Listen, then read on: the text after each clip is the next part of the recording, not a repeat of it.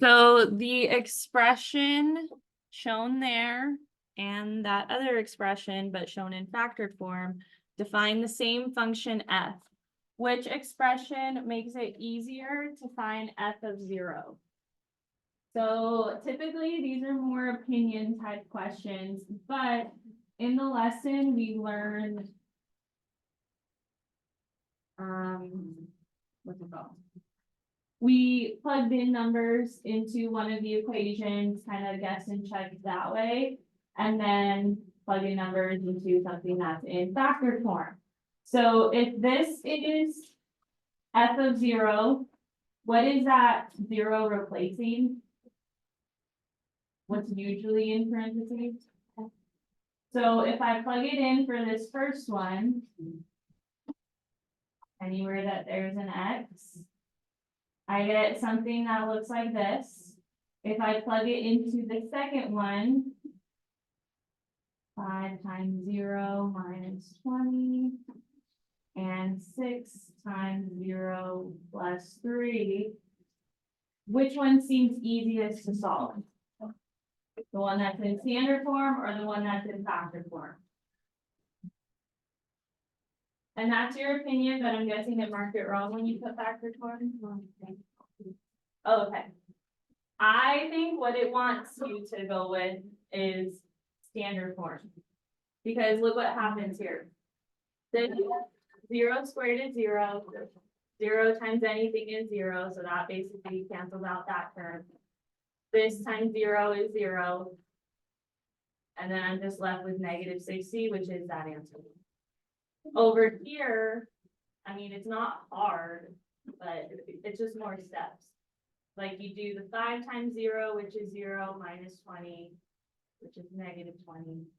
Over here, you do 6 times 0, which is 0, and then plus 3 is 3, and then now you're multiplying these together. So it's not like it's hard, it's just a few more steps. Plugging in 0. So then when it says find f of 0, you could do it either way. They still give you the same answer. The answer is negative 60. Okay, questions on that one? Okay, questions on others? On this practice? Okay. So number 1 on this practice.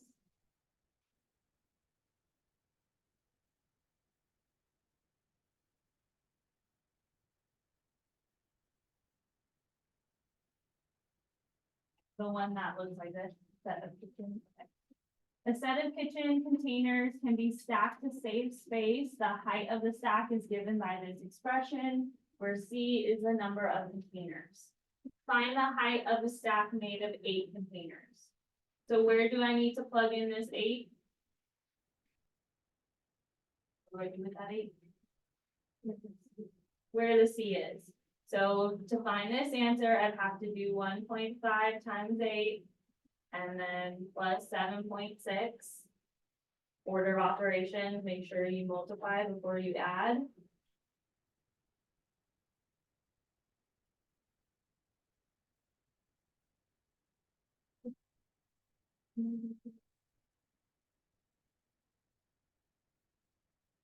Okay, I'm getting 19.6. And that's talking about centimeters, so like it can be a decimal, there's nothing wrong with it. 0.6 of a centimeter. Then it says a tower made of all the containers is 40.6 centimeters tall. How many containers are in the set? So can I just plug in the 40.6 for the C? Does that make sense? How do I get this answer?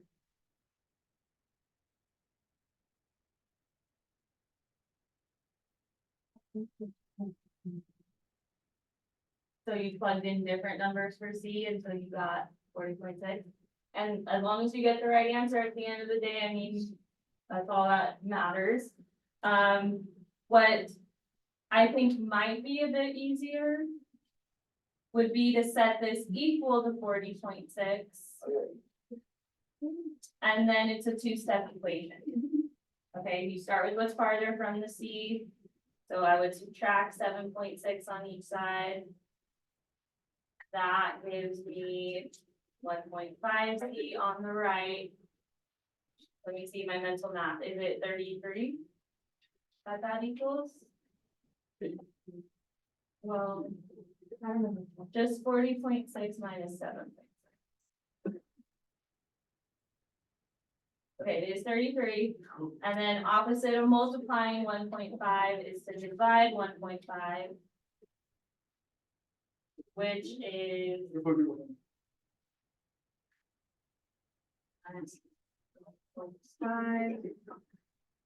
Or no, I did times, I'm supposed to divide. Divided by 1.5. Yes, it is 22 containers. And that makes sense, because you can't have like a decimal of a container. But that might be a little more feasible than guess and check, but as long as you get the right answer, that's all that matters. At least for now, you won't be able to guess and check forever. But those are the correct answers. Questions there? Okay, Rita, you had your hand up? On which one? On this one.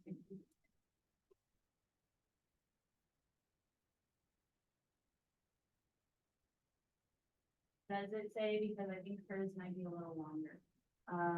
Does it say select all values of X? No. Okay.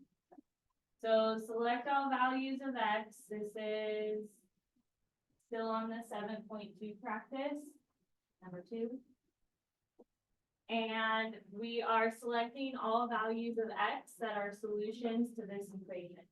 So remember that solutions are values for the variable that make the statement true. So in this case, I'm gonna have to plug it in for X. And then if that final answer equals 0, then that's considered a solution.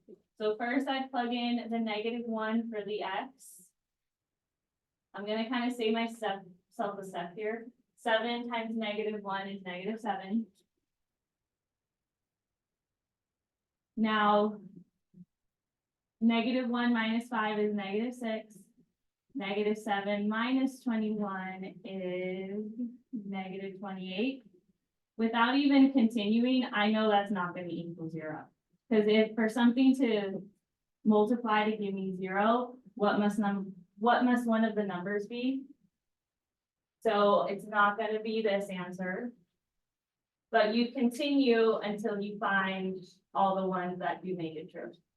So if I plug in -5 minus 5, 7 times -5 is -35. Will either of these parentheses become 0? So then it's not going to be this one. And you can use a calculator, but I don't want to have to pull it up, so I'm doing it by hand. But please use a calculator so you can make sure you get the right answer.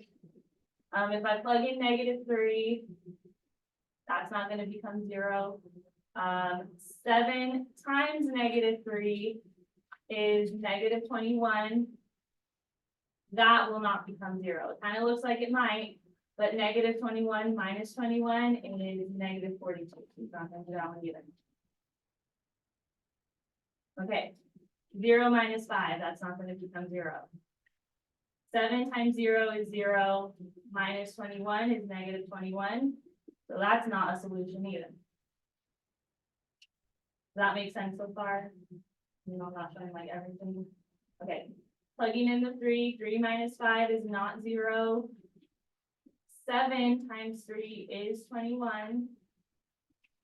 21 minus 21 is 0. So that is going to be one of the solutions. What else about that? Like it just needs to make one of the parentheses 0 if it multiplies to 0. So then continue 5 minus 5. That makes this parentheses 0. So I know that will be a solution no matter what this other parentheses becomes. If I plug in the 7 minus 5 is 2. 7 times 7 is 49. And minus 21, that's definitely not 0. There is, because this is a quadratic and it is in factor form, eventually you'll be able to recognize that you could just set each factor equal to 0 and solve. So like separately solve them.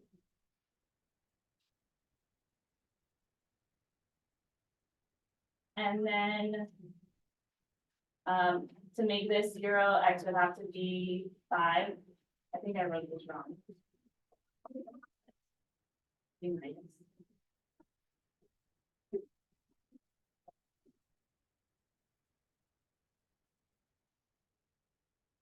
X minus 5, x minus 5. So in order for this one to become 0, x would have to be 5. In order for this one to become 0, x would have to be 3.